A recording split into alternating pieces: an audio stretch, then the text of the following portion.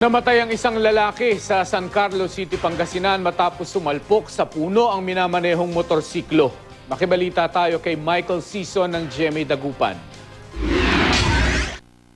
Sakay ng motorsiklo, papasok na sana sa trabaho ang 23 anyo sa si Lloyd Ramirez nang ito'y maaksidente sa San Carlos City, Pangasinan.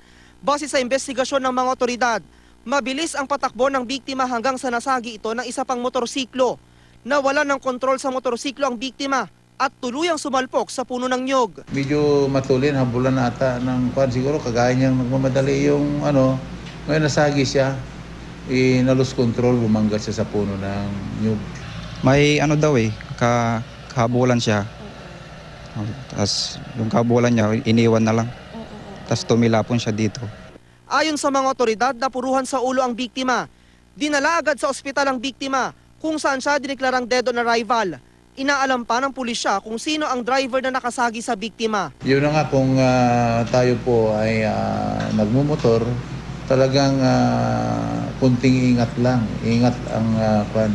Although tingnan nyo nga, kung kahit may helmet ka, kung talagang darating yung aksidente, hindi natin inaasahan.